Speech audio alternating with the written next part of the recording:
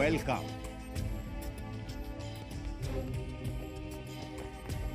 Welcome, my friends. Welcome.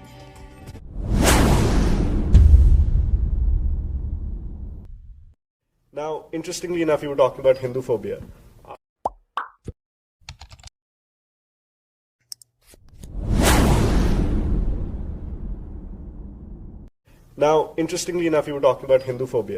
I was reading last year around February, I think there was in Madison, Alabama, there was an elderly Indian gentleman named Suresh Bhai Patel, I think. Yep. And he had an altercation with a cop, and he was thrown onto the ground, which led to partial paralysis. The cop ended up, there was a court case, and in January he was acquitted. Now, at that time, the Indian community talked about maybe this was an attack not just on a random civilian, but maybe it was something directed at, because he was brown, or whatever you want to call it. Around the same time, we had a lot of attacks in the temples in western Washington state. And those were characterized as vandalism rather than hate crime. Now, when you have such situations, why do you think that there hasn't been a decent enough argument made for Hinduphobia? Okay, that's a very good question. I think the problem lies with us. The problem lies, and I also, while I study the Westerners and what the issues are and try to classify them and into various categories, I haven't published my categorization of Hindus, because I guess when I do that they'll stop reading my books any further. So I'm keeping that last, maybe, or posthumously or something. I mean, I have a lot of tough things to say about our leaders, about our mentality, about the slavish mentality. I think it's, and you can go back and say, did it happen during the British? Did it happen during the Mughals? When did we lose all this Kshatriyata leadership? But at least as of now, I can tell you, we would rather be non-confrontational, take the easy way out, cop out, not rattle too much, not rock the boat. People who came here are looking for material success, and they are so lucky to come here and make a lot of money and get a big house and all that great stuff. They don't want to risk that.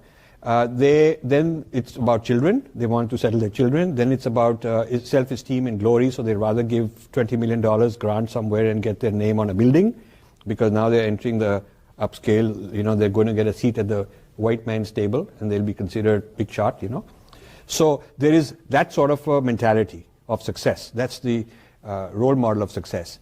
The political groups that should be representing Hinduism, based in India, that are well-known groups, have lacked adequate strategic thinking and scholarship. They are more into maybe a bombastic speech, rabble-rousing, maybe vote gathering and things like that, but they haven't invested in a think tank. They haven't really invested in quality research. The kind of thing that I have been doing, I was expecting that lots of people will join in. I quit my job, profession, career, financially, everything, left to do this full time. And I thought that this is something a lot of people would want to do. But they all say, good, Rajiv, you are doing a very good job, and one day I will also join you, that sort of thing. But that one day never happens. So we do not have enough tapasya, enough sacrifice from our community. Then the other segment would be the clergy, the religious people, maybe the swamis, the acharyas. You would think that they would be doing it. Now, many of them privately, the ones in India privately support me a lot, and publicly more and more of them are beginning to support me. In this country, they're very careful also. For some, I don't know what they're scared of, because the laws protecting religion are very strong. And the irony is that in this country, it's fine to be an Irish American, an Italian American, a black American, a Hispanic American, and we can be Indian American, but like the Jews have Jewish American identity is very clear. Islamic American identity is very clear. The Christian identity is very clear. There's no reason why we have to hide under the South Asian, more kind of non-threatening identity, okay? When you go to these South Asian groups, sometimes you go to these South Asian groups and 90% or sometimes even 100% are Hindus. I mean, we started a Hindu-Jewish coalition in New Jersey, where the Jewish people approached some Hindus and said, would you like to join? And we said, fine. Now, the interesting thing is, for them, the Jewish term was very clear. For us, we said, okay, Hindu term is fine. So my co-founder and I, we said, okay, yes, it should be Hindu-Jewish. But as we started taking it out to our community, more and more of them said, does it have to be Hindu? Why can't we call it South Asian? And it's sort of like almost like a fear, a kind of an inferiority complex. So I think there's some inferiority complex, there's some lack of academic or of good scholarship and study of the whole thing. We don't have enough of our people participating in these events and having these encounters. When they want to get involved, it's like arm's length. I'll write you a check of $5 million, put my name somewhere. I don't want to know too much. I find a lot of that, which is more to get prestige, maybe get their kid into Harvard or whatever, get into a board, and then it's good for business. So the reasons for engagement and getting into the active life are not quite pure or necessary, and they're not quite I'm really doing this for a cause kind of thing. And the people who are in charge of these Hindu organizations are often looking for personal positions up. They'll be moved into a regional office, or they'll become some national head somewhere.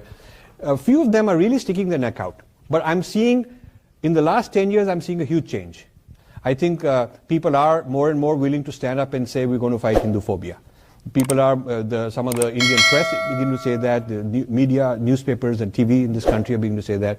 Certainly the civic society, the parents fighting school prejudices are beginning to say that. So I see a change coming, and with more money comes more confidence.